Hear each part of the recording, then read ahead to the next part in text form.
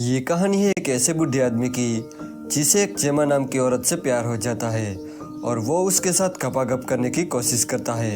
Hello दोस्तों, आज हम जिस मूवी को एक्सप्लेन करने वाले हैं उस मूवी का नाम है जेमा बावरी, जो 2014 में रिलीज हुई थी। मूवी स्टार्ट होती है और हम मार्टिन नाम के एक आदमी को देखते हैं। वो फ्रांस के एक छोटे से गाँव में रहता है। आगे मार्टिन हम लोगों को बताता है कि वो 7 साल पहले पेरिस से यहाँ पर आया था। यहाँ पर उसके डैड की एक बेकरी थी और तब से वो अपनी वाइफ के साथ इस बेकरी को संभाल रहा है। आगे जब मार्टिन ब्रेड बना रहा था तो वो ब्रेड जल जाता है। उसकी वाइफ के बताने पर वो कहता है कि वो चार्ली के बारे में सोच रहा था, कहीं वो आत्महत्या ना कर ले। इस पर उसकी वाइफ बोलती है कि तुम्हें ये सब नहीं सोचना चाहिए क्योंकि चार्ली ऐसा कुछ भी नहीं करने वाला। इसके बाद मार्टिन चार्ली के घर जाता है जहाँ पर वो अपनी वाइफ जेमा का सामान जला रहा था। अब वो ऐसा क्यों कर रहा था ये हमें मूवी में आगे पता चलेगा। तभी चार्ली किसी काम से घर के अंदर चला जाता है और मार्टिन को वहाँ पर जेमा की डायरी मिलती है जिसको वो अपने पास रख लेता है। घर आकर माइकल उस डायरी को पढ़ने लगता है और यहीं से कहानी फ्लैशबैक में चली जाती है।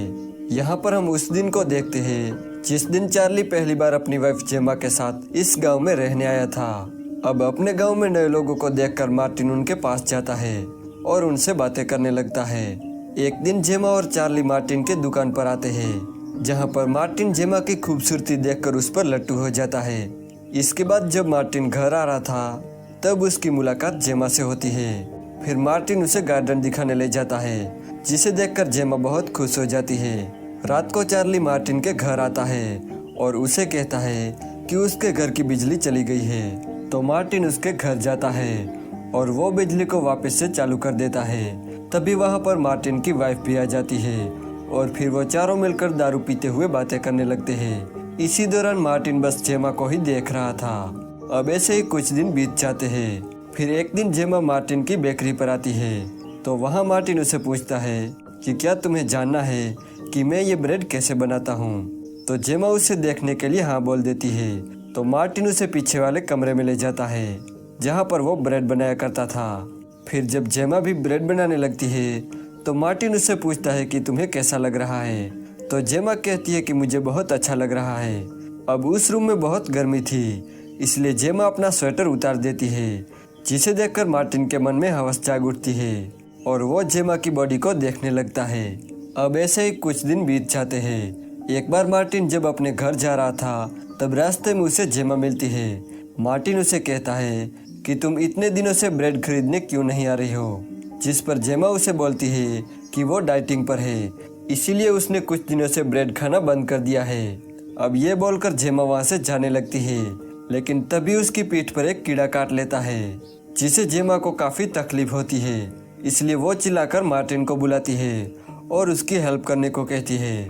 मार्टिन उसकी पीठ चेक करता है और उसे कहता है कि तुम्हें एक जहरीले कीड़े ने काट लिया है और मुझे इसका जहर चूस के बाहर निकालना होगा। तो जेमा उसे ये करने के लिए कहती है। तो मार्टिन बिना समय गवाए उस जहर को बाहर निकालने लगता है लेकिन तभी वहाँ एक लड़का आता है जिसका नाम हर्व था।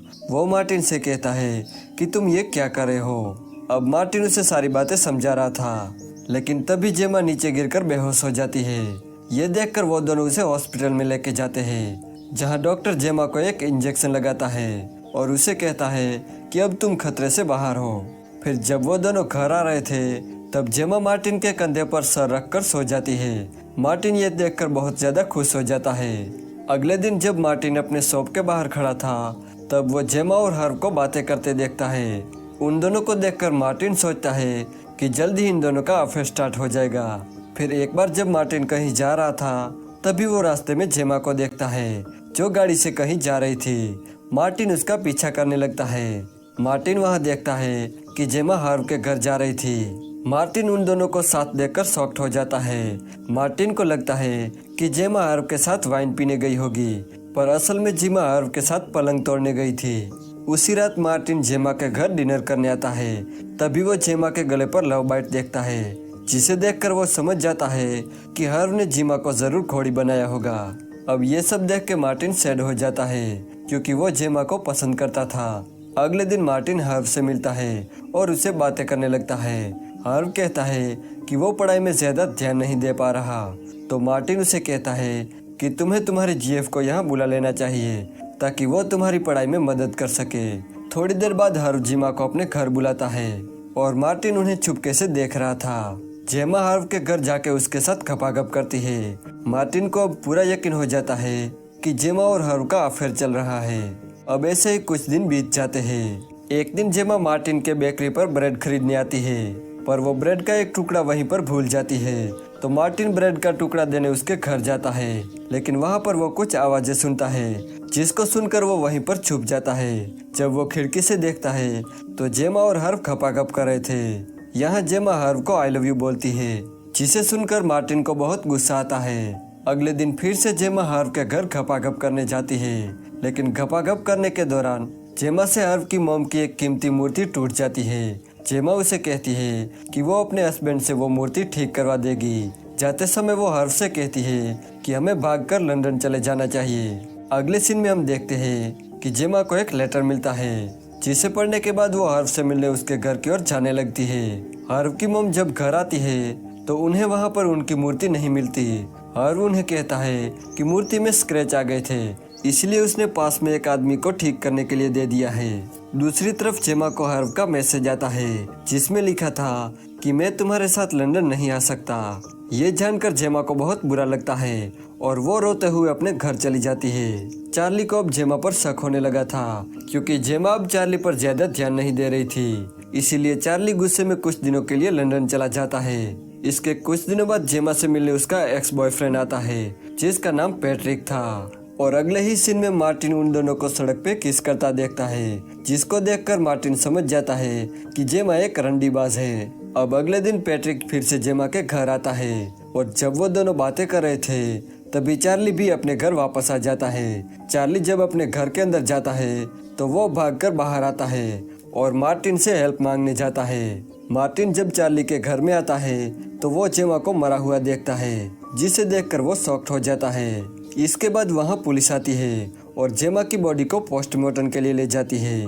फिर उसी रात जब पोस्टमार्टम की रिपोर्ट आती है तो मार्टिन को पता चलता है कि जेमा की मौत गले में ब्रेड फंसने की वजह से हुई है। फिर ये बात अगले दिन मार्टिन चार्ली को बताता है, जिस पर चार्ली उसे बोलता है कि जेमा की मौत उसकी वजह से हुई है, क्योंकि जब वो घर में गया तो उसने पैट्रिक को जेमा को घोड़ी बनाते देखा, जिसको देखकर उसे लगा कि वो जेमा के साथ जबरदस्ती कर रहा है, इसलिए वो उसके साथ लड़ने लगा।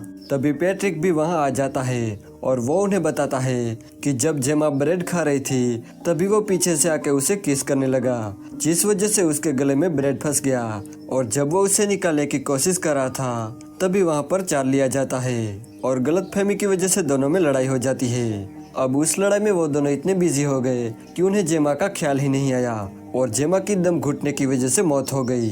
अब यहाँ से फ्लैशबैक खत्म हो जाता है और फिर हम यहाँ पे मार्टिन के बेटे को देखते हैं, जो मार्टिन को बताता है कि हमारे पास में एक रशियन कपल रहने के लिए आए हैं। अब ये सुन के मार्टिन तुरंत उनसे मिलने जाता है और यहीं पर यह मूवी एंड हो जाती है।